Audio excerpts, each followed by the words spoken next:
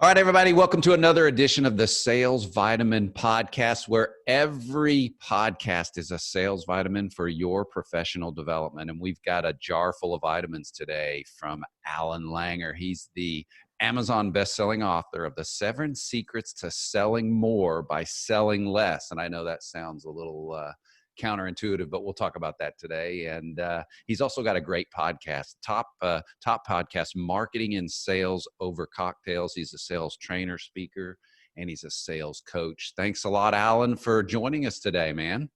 John, thanks very much. This is exciting. I get ready to take my sales vitamin with my iced coffee. So there you go. That's a good combination. The book 7 Secrets to Selling More by Selling Less. The story behind why you wrote that is pretty cool. I know. Tell the listeners just kind of your story on. I know you went out and talked to 250 people and all that, but why you decided to write this book?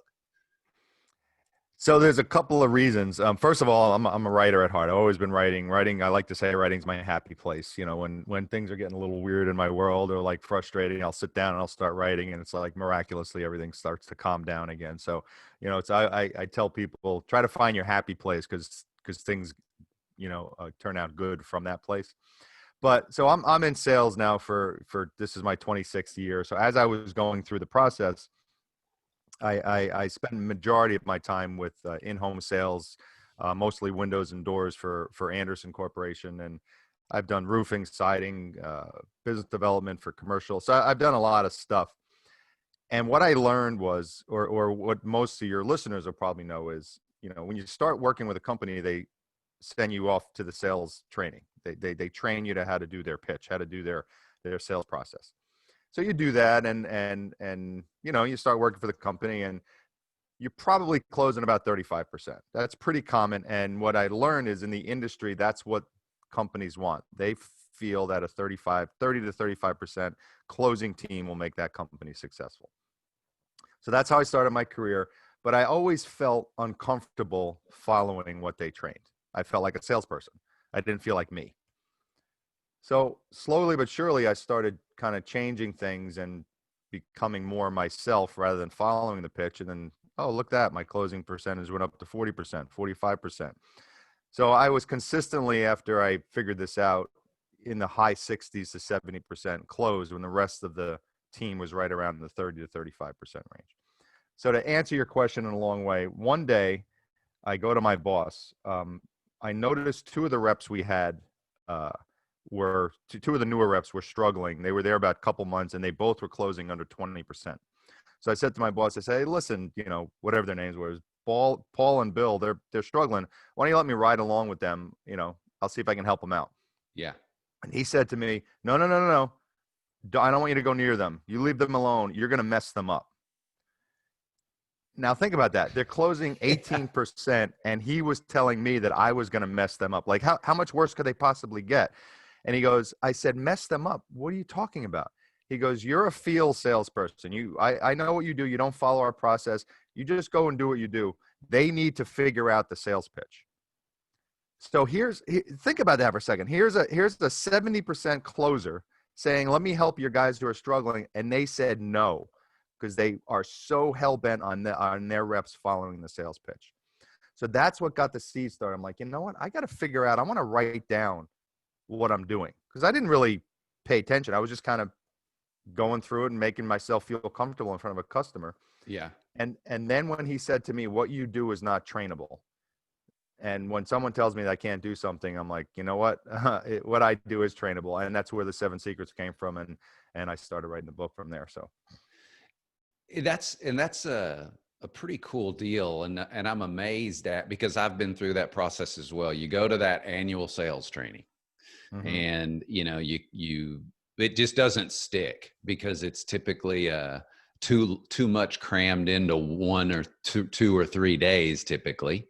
And it just doesn't stick. What do you think is really that glue that for the training that you're providing? What separates that type of training from what you're talking about, that corporate or that previous training that you saw over all those decades?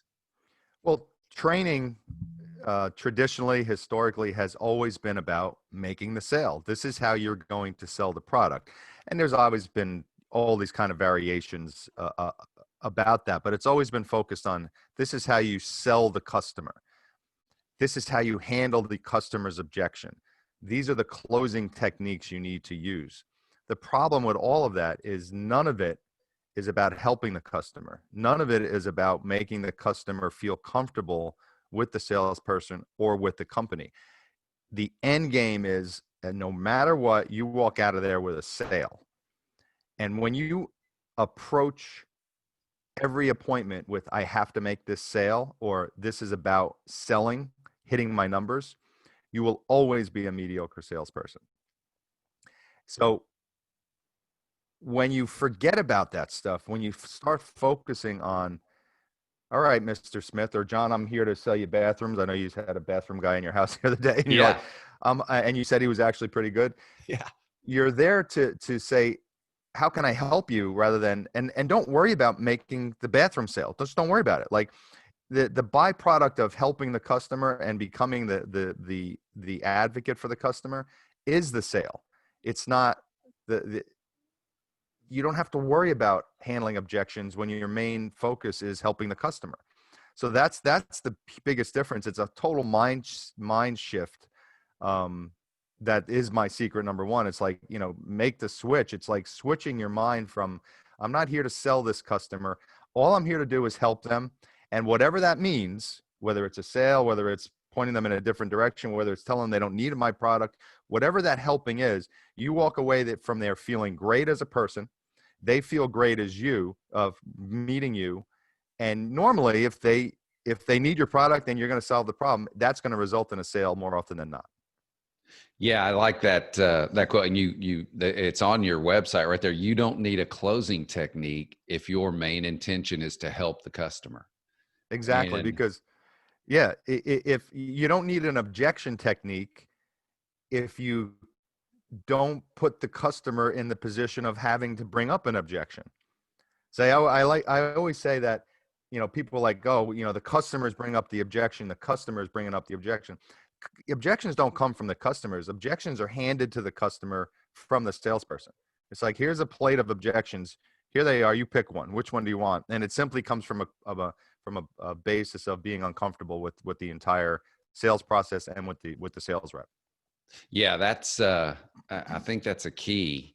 You talk about too the disconnect between sales and marketing. I saw some information that you said 4 out of 5 marketers or in the marketing department believe they know what sales needs, but Mhm. then you look at the sales side of it and only 1 in 5 feel that way. Yeah, And it's a it's huge amazing. Yeah, it's a huge disconnect especially with the larger companies. Some of the smaller companies, the marketing guy is the sales guy and things like that, or the owner's doing it all. But when you get to these larger corporations, they have the marketing department and then they have the sales department. And if those guys aren't talking to each other, you're just going to have a disconnect, and the disconnect happens on the customer side. So for example, let's say, you send out this great marketing stuff that says A, B, and C, and the sales guy goes in there and talks about D, E, and F. Well, how's the customer going to feel? They're not going to trust your company because you're not talking the same language that the marketing team.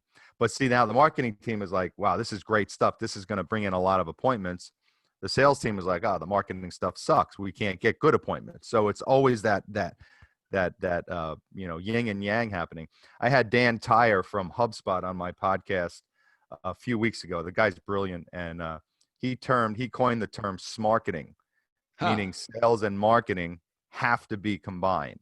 And when you have the meeting with everyone together rather than separate and talk about that stuff, your company's just more successful. It's proven study after study after study. When your marketing and sales are aligned and they talk to each other, you have a 66% higher win rate as a company.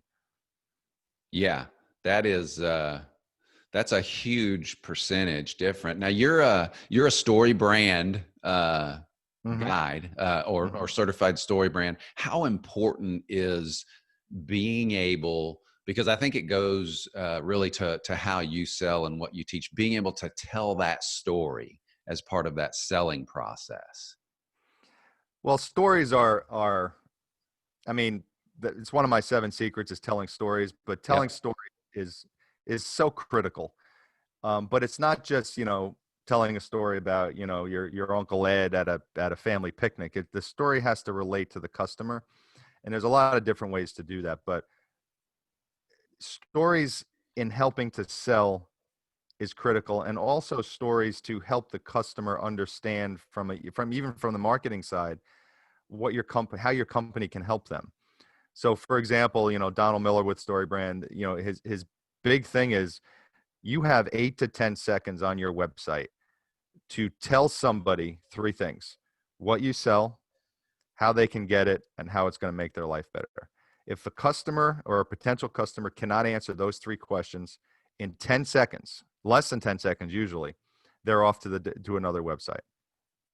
Wow. And that also goes to when you ask the question, what do you do? It's like I don't want to minimize the word disease, but it's like every 90% of business owners that I speak to, or sales reps that I speak to, cannot explain in under 20 seconds what they do. And if Hmm. you can't explain in under 20 seconds what you do, you're going to lose the person speaking to. So here's a little exercise that I love to do with people, and it always makes them pause, and they usually start to laugh because they can't figure out the answer right away. So someone asks you what you do, and you start answering the question. Time yourself. If you're over 20 seconds, stop, because you've already lost them. So what Yeah. you need to do is pretend. I mentioned a family picnic before. Pretend you're at a family picnic and your 8-year-old niece comes up to you and says, "Uncle John, what do you do for work?" She has a 30-second attention span, probably less. You Yeah. have to explain to your 8-year-old niece what you do in 20 seconds or less, where she will understand it. Now, when you think about it, it's not easy to do. No. It's not easy to do. But when you figure out how to do that, you will become crystal clear. When someone asks you that question, they'll be like, "Oh, that's what you do." And then you'll be memorable because everyone else they're talking to, they have no idea what they do and they forgot about them. So that it does 2 things. It makes you crystal clear in your messaging, and it makes you memorable. So try that exercise for the people who are listening. Really drill down and say, "I'm talking to my 8-year-old niece. I got to make her understand in 20 seconds or less what I do, so she can go tell mom, oh, this is what Uncle John does," before she heads off to go on the swing set. Yeah, that really, I mean, it sounds simple, but that's difficult to do. Yeah. Uh, and I think that is a big separator between selling 10, 15 years ago versus back then it was called an elevator speech, Yeah. and today's selling process. What do you think when you go out and you train a lot of organizations and you work with a lot of people as a sales trainer? What do you see typically right away that's missing? What's the number one thing you would say that you see overall that, well, here's where I can really I see a big improvement that's needed? Well, it comes down to the clarity, like I just mentioned. You need to be clear in your marketing and your sales. Most salespeople can't wait to tell you all the things that not only that their company does, but their product does. And they're always leading with their product. They're always leading with their service. Yeah. You need to lead with the problem that you solve, not the product. So for example, in my window selling days, I tell people I didn't sell windows. I sold a solution to their drafty living room. I sold a solution to their high energy bills. What was my solution? Oh, my solution was a new window, and here it is. But I never went into a house saying, "Here's my window, let's talk about it." I went into a house and I'm like, "Tell me what your problems are." "Oh, you got a drafty room here. Oh my God, your daughter's room is freezing, or it's 100 degrees in this back sunroom. How can we fix that problem?" "Well, this is how we can fix the problem." Now they're interested because I'm talking about solving the problem rather than just walking in and talking about my product. And then you don't want the customer to try to figure out how your product is going to solve their problem.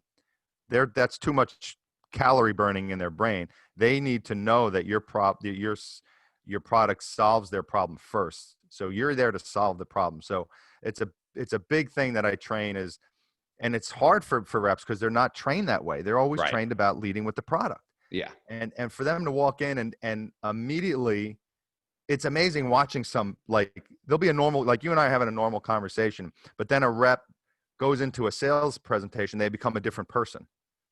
They become the sales guy. And I'm like, just stay you, be you. Yeah. And you're here to say, here, tell me what your problem is. Oh, well, this is how I can solve it. Or this is how what I have can solve it. So lead with the problem that you solve, not the product. Yeah. Yeah, that's true. That's how, I mean, that's how I learned to sell in the truck rental and leasing industry. You learned, man, if you know this product back and forth, but you didn't learn typically how to sell. So what do you think if you've got two people, let's just say we've got salesperson A and B, Mm-hmm. you train one to be very just, here's the product and the knowledge. Here's the other one, you train how to sell. How do you think that plays out in the market now? Oh, I think now more than ever, um, it's going to play out to a much more successful salesperson if that person is salesperson A rather than the guy doing the feature dump. Because Yeah. what you've seen now in the world of the internet, and I mean, everything's changed. I mean, prior to 2006, before Google and before Yahoo and all those things, the salesperson was in control because they had all the information. Yeah. You actually had to go to the salesperson and he or she had to tell you all about the product and all about it, and you had to trust them. And most of the time you didn't because you felt like it was about them, and that's all in my book as well. But now the customer, the consumer is in control. They go in and they're researching the crap out of most of the stuff they're buying. I think I saw an online stat that 93% of purchases right now start with an online search. 93%. I mean, so Wow. people already have their, I call it informational ammunition.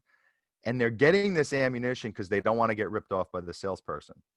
I mean, look at the car industry now. You can go and design a car from start to finish, every detail you want on a car. You can print it out and go to the car dealership and hand them a piece of paper, said, here's the car I want.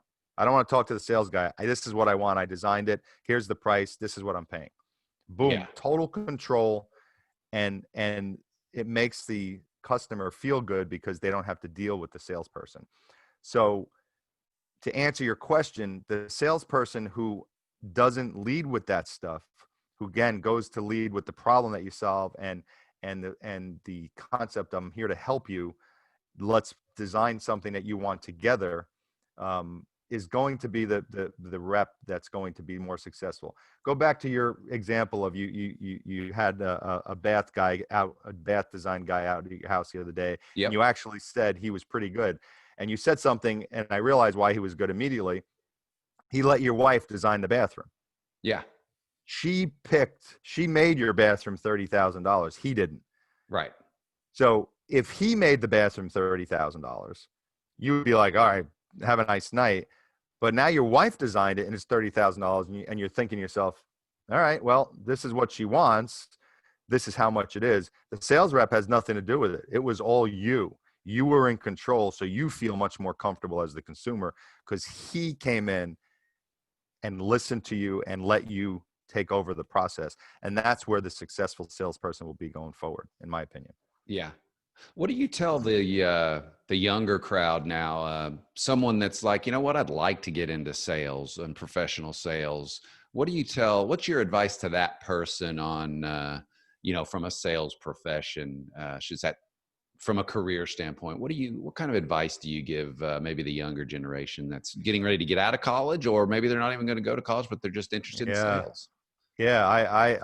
I'm telling, I talk to a lot of younger people now, and 10 years ago, it was like, you got to go to college. You got to go to college. Now I have two teenagers myself. I'm like, if you don't want to go to college, you don't have to go to college. You can make a lot of money not going to college. Obviously, education is extremely important. You always should never stop learning. Right. But pardon my French, the bullshit they teach in college is not something that's going to help you, sell or be successful in life and in business.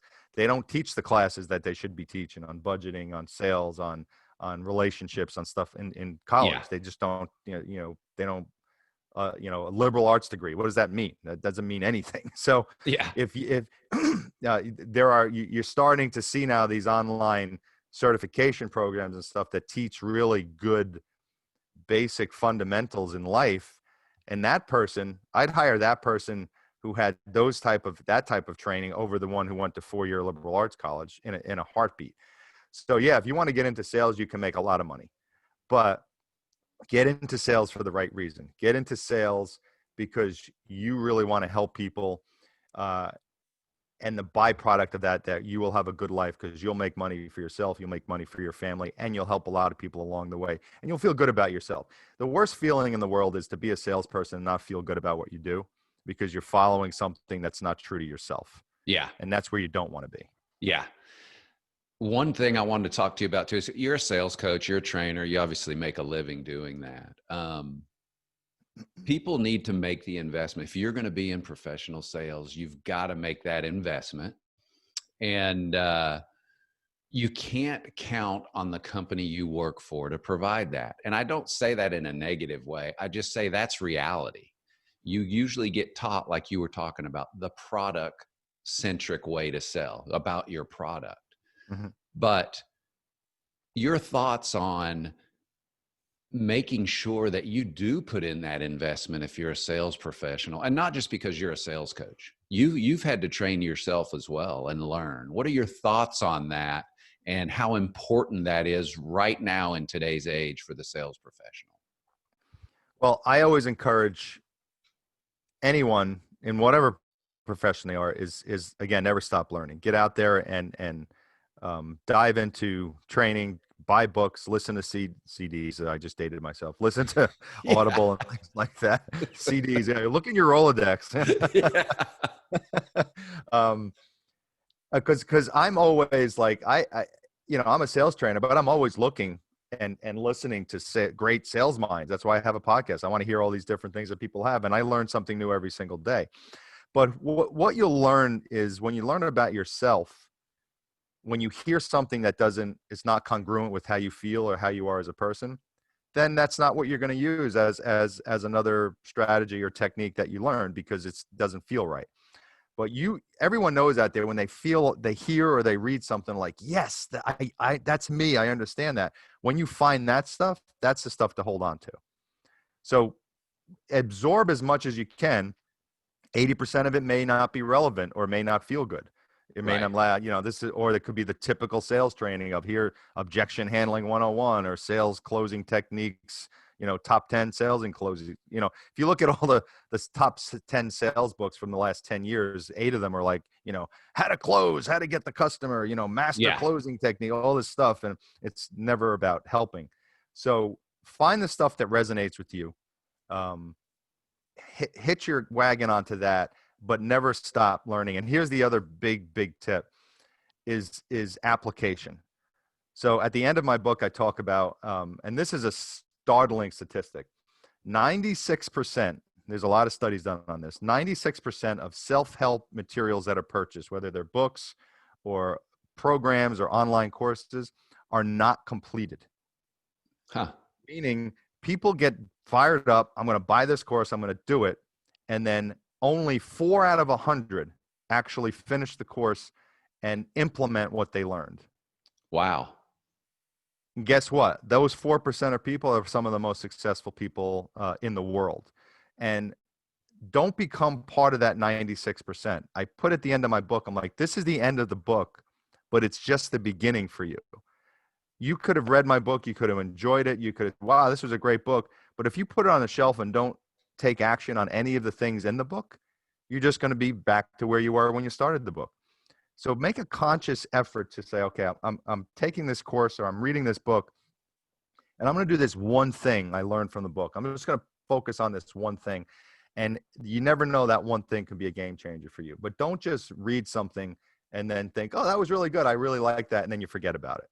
Because then you'll be lumped in with everyone else who's doing the same thing. Yeah, the return on your investment from a book is huge, but I think it's what you just said. You've got to, even if you take 1 or 2 things from a $25 book, I mean, your return on that can be just exponential. Yeah, so it's unbelievable. One of your secrets that you talk about is selling socially, and people think, oh, he's talking about social media selling, but that's not what you're talking about. Talk a little bit about that secret, because I thought that's a really, it's secret number 4, I think, but it could have been secret number 1 and the most important when I'm reading the material. Yeah, so selling socially doesn't mean Facebook or Instagram or LinkedIn. It means using social proof, and I'm playing on the word social because we are all social animals. We are human beings, and we're tribe animals. We love to be part of a tribe, for the most part, 98% of us. What that means is the more comfortable you can make a customer feel in purchasing your product, that someone else purchased the product, the easier it will be to sell it. So, and there's different ways to do that. So for example, you're walking down the street and someone's looking up. What do? You start to look up, and then other people start to look up, and you could have 50 people looking up and no one knows what they're looking at, but they feel comfortable looking up because other people are doing it. Right.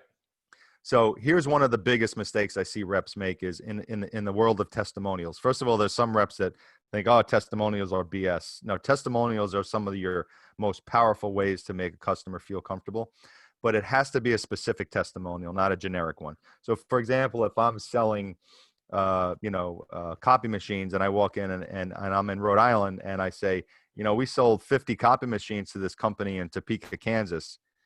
That's great, but the guy in Topeka, Kansas has no connection to the guy in Rhode Island. If I say to that same person, 3 blocks from here, company ABC just bought 35 copy machines, that's social proof. That is, oh, really? Another company bought these copy machines and they're only 3 blocks from me. Now he's feeling like he's part of a tribe. So Yeah. any way you can lump that customer into other customers who have purchased your product, do it. Don't go into a car dealership selling software and talk about how good your software is in nail salons. Talk about how good your software is and how many car dealerships have purchased your software. It doesn't seem like this is this is not rocket science, Al, but it's amazing how many reps don't do this. They just use generic testimonials. You'll see it all the time on websites. You see all these testimonials from all over the country where the testimonial needs to be specific to the customer that you're talking to. And that could be proximity, that could be profession, that could be appearance. I actually did some training with a guy who sold high-end men's suits.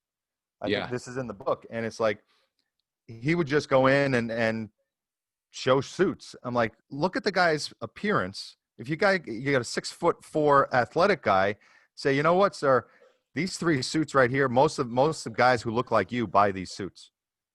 Just that one sentence, the guy's going to go, oh, really? Yeah. Guess what? He's going to buy the suit because he feels better because other people like him bought the suit. So that's what selling socially means. It's about making the customer feel like they're part of other people who have purchased your product. Yeah, I think that's powerful. I think it's one of the most powerful things in your book, just because I go back to the bathroom example. A friend of mine recommended that contractor. Mm-hmm. And so dealing with contractors and things like that are going to be coming in your house or working on your thing, are they bonded, insured? Are they reputable? But if you've got someone that refers someone that says, hey, they did a great job, that is half the battle right there. So I think that social proof is but like you said, I think it needs to be very relatable. Right. I mean, why do you think all of these social apps are popping up, like Nextdoor and Angie's List? Well, Angie's List been around for years, but people want to, Yelp. There's a great example. People want to know what it's like to eat at this restaurant. People want to know, can you recommend a contract? They don't want to just call a contractor out of the blue. They want to find a contract that someone else recommended in their town. That app, I don't know if people have heard about this app, but it's called Nextdoor. This app, all you see on it every single day are people asking for recommendations for other people to do work on their homes. It's 80% of what they do. Wow. And that is social proof right there on a daily basis, because people are afraid to call a contractor. They are afraid to call the company that's going to send over the high pressure sales guy. So they want their neighbor, they want this person who lives a mile from them to say, who did you use? I don't even care if I know you. I know you live in my town. I'm going to take your recommendation over anything else I see. Yeah. That's it. That's it right there. It's very, very powerful. I've used Yelp, and I've seen people use, we've been in a car and they've used Yelp going to a restaurant. And if it Yep. didn't have a good review now, and that's a small transactional purchase, but put that on a B2B scale, large, 6-figure purchase, or on like from your industry in the home industry. And, a social proof can make the difference in that sale. They really Oh, can. 100%. You could have two identical products, companies you feel good about, and one has a recommendation or lives within a mile from you and one doesn't. You're buying the one that has the recommendation 100% of the time. Yeah. And going back to your Yelp example, it's a small transactional thing for you as the customer. Right. Here's a stat I heard from a guy who does marketing for restaurants. He actually told me that 1 star. So if you have a restaurant and you have 4 stars instead of 5, that 1 star costs you anywhere from $80,000 to $120,000 in business per year, having one less star for the amount of customers that don't come to your restaurant. Yeah. So if you think that reviews and testimonials are not important, you're living behind a rock, because they are absolutely critical to your business success. Yeah.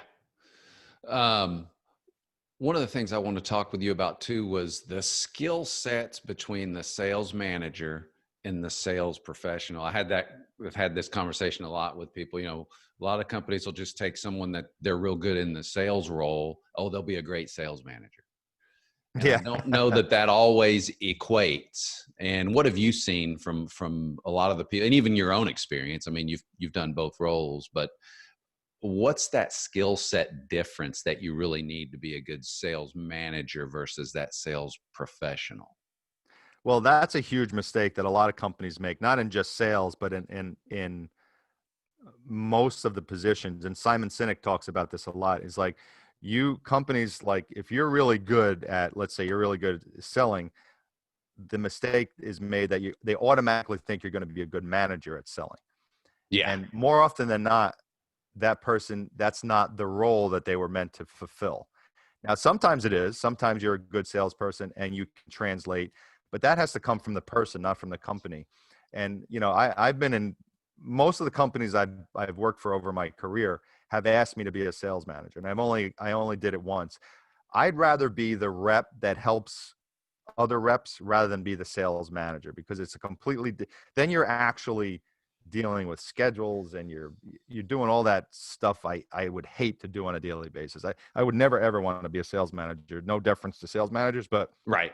you guys have a tough job, or you girls have a tough job, because it's not easy. But you're right that most companies make that mistake where, instead of trying to find the best leader, they're just trying to find the person who's performing the best in that position, and then force them to have leadership skills that they may not have. So if you're a good leader, you can lead a lot of different people in whatever position they're in. You don't necessarily have to be an expert in that position. How many great baseball managers never played baseball? How many great baseball players couldn't be a manager? It's just Yeah. different. So it comes down to your leadership skills, and that will transcend whatever you're training or what you're leading about.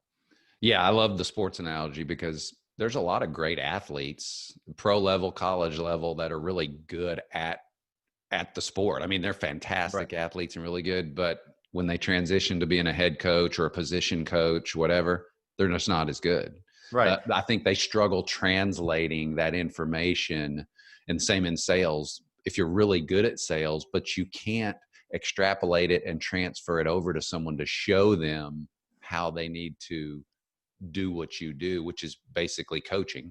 Uh, Yeah. you're right. Then they'll struggle in that role. Right. And they'll, they may be good at helping the rep or coaching them, but they may be terrible at, motivating the team or running a sales meeting or scheduling or all that stuff. And then they start questioning their self-worth because they're not performing the way the company thought they would perform. And the turnover rate in organizations for sales is astronomically high. It's stupidly high, actually. Yeah. And it could be fixed easily if it's approached just a different way, from a training standpoint and from how they hire their managers. That's for sure. Yeah, I like to use golf as an example. I played a lot of golf over the years, and I'm fairly good. And But if I try to teach someone to play, if you just gave me someone right now and said, "Hey, teach them how to play the game of golf," I don't know that I'd be real good at it because I don't know that I'd have the patience to take someone from what it takes to be a really good golfer and being able to teach, that it's the learning of that. So that's how I kind of think about it. Yeah, and going back to the sports analogy, this just popped in my head, but there was a guy who coached Utah college basketball. His name was Rick Majerus. Yes. Rick Yeah. Great Majerus, coach. yeah, great coach. I think he's passed, but Yep. phenomenal coach. But he was almost 400 pounds. If you remember him on the Oh sideline, he yeah. was an Yeah. enormous dude. And I remember quite often, with my buddies or whatever, we'd be watching the NCAA tournament, and they'd be like, "How the hell can that guy coach basketball? He's huge. Look how fat he is." Yeah. And it had nothing to do with that. It didn't matter that he never played basketball. He was a tremendous leader and brilliant basketball mind. It didn't matter that he couldn't shoot a free throw. Yeah. So Yeah. it comes down to so many different things, but it's your leadership ability and how you can motivate and move people. That's what's important, and then that can translate into training almost anything. Yeah, I think you're right. One more question for you, but before we go Yeah. through this last question, tell everybody where they can get the book, how they can get in touch with you. What's the best place to get in touch with Allan Langer and the 7 Secrets to Selling More by Selling Less? So it's on Amazon. You can type my name. So the one mistake people make is my spelling of my first name, thanks to my parents, is Allan, not En. So it's Yeah, Allan and then Langer. Find me on LinkedIn. If you type in Allan Langer on Amazon, you'll find my book. Easiest place to find everything is allanger.com. So it's AL and then LANGER.com. That's my website. You can get my book there. You can visit me on LinkedIn there and check out podcasts and everything else. So great. So all you listeners, get to that website, get that book, and check out and his website. if I may, John, I will say the podcast, and thank you for having me on. I really appreciate it. So here's what the book looks like. There you For the go. first 2 listeners that email me from my website and mention this podcast, you'll get a free autographed copy of my book. I'll mail it right to you. There you go. That's awesome. And also check out his podcast, Marketing and Sales Over Cocktails. Yep. It's pretty cool. I was listening to the one, your most recent one with she's a ghostwriter. I'm trying to think of her name. Yes, Amy Blaschka. Yep. Amy Black. That was really interesting, by the way. Unbelievable. I didn't even, I know that's its own separate industry, but man, what a concept. Yeah, and she's like killing it. She's like she can't. She's turning away clients right now because a lot of people are so busy. They want someone to do stuff for them. So she's writing their content and sending it over, and they're publishing it whenever they just have like a backlog of stuff, and they just go to it and say, "Here's my post for today." But she wrote it for them. So Yeah, it cool. makes perfect sense. I mean, Yep. you're basically outsourcing, and she's taking your thoughts and your concepts, and Yep. it's actually pretty cool. I listened to that podcast and I was like, wow, I didn't even realize, it's pretty neat. Yeah, and she was full of energy. She was like, I don't know if you listen. Did you listen or watch it? No, I listened to it. Okay. It was she's out west, San Francisco, or something like that. Yeah, she's in, I think, San Diego, but she was I think I mentioned on the podcast, like if you watch the YouTube thing, her hands were going all over the place. Like she was like so into it. And I love people who have that kind of passion for what they do. So yeah, and I will post this episode will be on YouTube as well, so we'll post it. So he awesome. showed you the book there. You can go get it. So the last question for you, and I ask all the guests this. So you've only got one sales vitamin today, and you can give this sales professional one sales vitamin piece of advice or tip. What's that one sales vitamin you leave with the sales professional today? I've dropped a few nuggets, but the one thing, and you asked me earlier, what is the biggest thing I'm seeing people leading with their product and their service rather than the problem. So make that switch when you're heading into an appointment that you're there to help the person, but then remember, ask them about their problem first. Don't just start talking about your product. You'll be stunned on how much that will help you stand out, how much the customer will remember you because you're the only rep that's doing that, and how much more you'll sell doing it that way. Great. No, that's awesome advice. I think I think you're dead on. That's where it's at and where it's headed. And if you're not selling that way now, it's you're going to struggle. Yeah, you Um, train is you're gonna train's gonna leave the station, and you're gonna be stuck there with all the other mediocre sales reps waiting for the next train. So well, Alan Langer, I appreciate you coming on. Everybody, get to his website, run to your computer to Amazon, get that book, and so that you can start learning how to sell more by selling less. So that is it's kind of a unique way, but it works. And I'm appreciative of you coming on today. Appreciate all your work in the sales profession and everything that you do for sales. John, thanks very much. This was a lot of fun, and good luck with your podcast. You're actually an excellent interviewer, so I appreciate the work you put into this. Awesome.